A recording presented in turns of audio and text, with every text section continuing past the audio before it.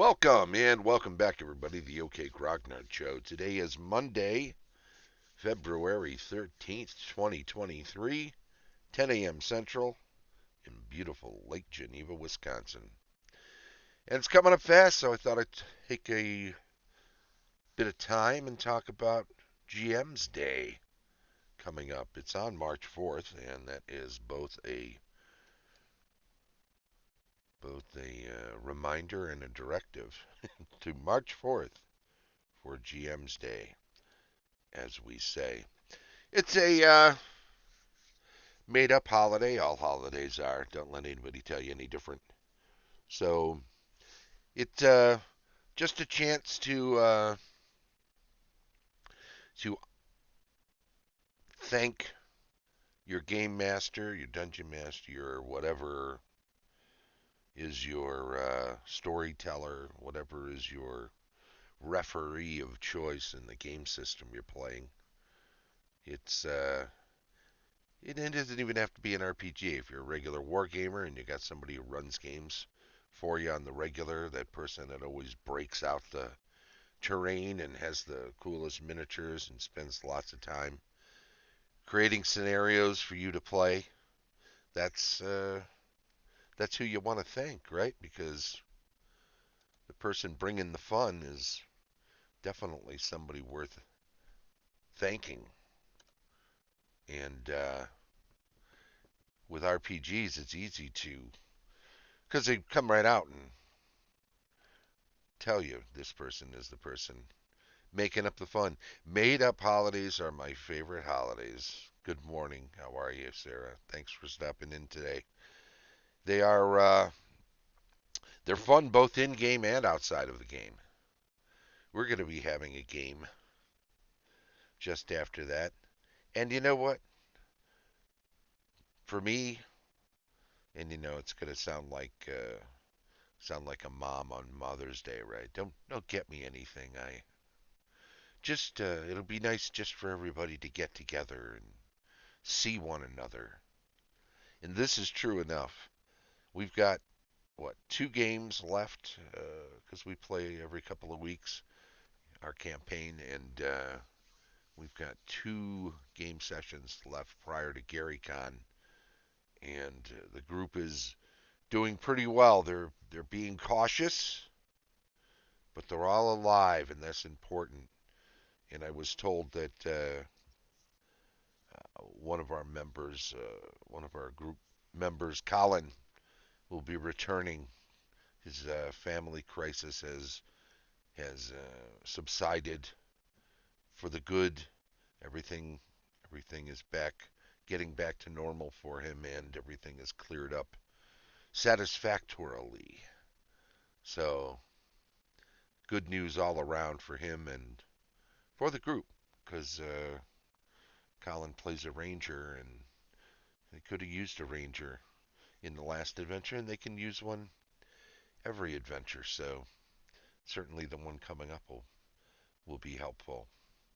And as a group, they are finding their way. They've ventured outside of civilization for the first time as they've progressed, leveled up, gotten ready for bigger and better things. Most of their adventuring in the past has taken place in and around their birthplace or in the big city nearby, the small village, the big city, and now they've ventured into the wilds.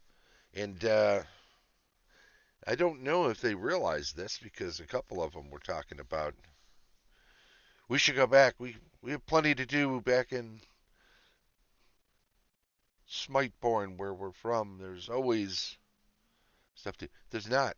There's not. They are out where they need to be. They are out where the goods are. If they're interested in wealth and fame and, well, maybe not fame, but magic items, then they definitely want to be out where they are or further out.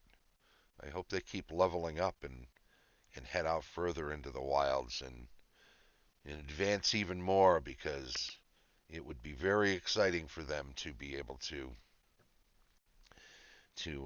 accumulate some items. They always ask, right, when they're in town, is there a place where you could purchase a nifty better weapon? Well, maybe one or two in town you might be able to scrounge up enough, and maybe you have enough coinage to get something like that or trade for something like that. But you're not going to find those things laying all over the place. You got to get out in the wilds. You got to get out in the adventuring life to really come across those sorts of things on the regular. So much as they dislike the risk to life and limb, they definitely need to continue on with their stay the course, stay safe, but stay adventuring. That's my theory. Anyway, that's me ruminating as a GM of a campaign, and there's a lot of these thoughts that go through the heads of GMs. They are never quite sure exactly what the players are thinking, which is all well and good. It's fun to be surprised when you're a GM. I believe I enjoy when the players make a plan and I'm not privy to the details, and then they execute that plan and woohoo, it succeeds or fails spectacularly, and we all have a good time, whatever the outcome. But there is no doubt that it's nice to be able to get together with a group that will make a plan and execute it and have fun doing it with everybody involved. And it's good, but it's just good when everybody else shows up too, because getting into these campaigns and getting into these games, there's so few opportunities to play in them. I often find when I'm wrangling players for a new campaign, that might be one of the trickiest parts of getting something going and keeping it going, keeping enough players around and making sure their schedules all fit with what you're trying to do and acknowledging it. Personally, as a GM, I like to set the schedule, make it consistent, keep it absolutely as rigid as possible. I find the more I say that I will be flexible in my campaign scheduling, the tougher it is to make it run consistently and make sure everyone's going to be there. Got a question in the chat? Yeah, we're talking about GM's Day and just GMing in general, game mastering.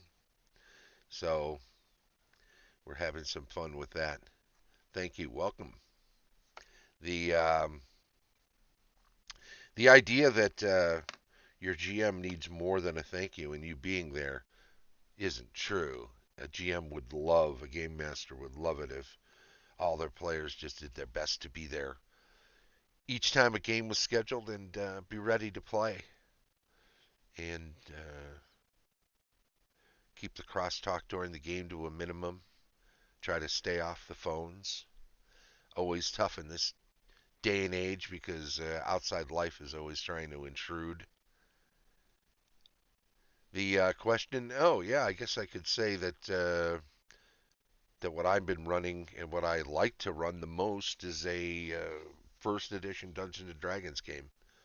I've been running it since way back in the day.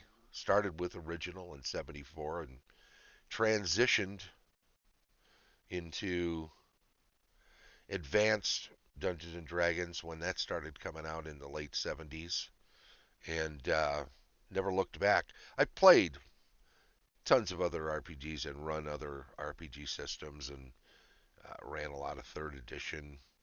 Played some fourth, never ran it.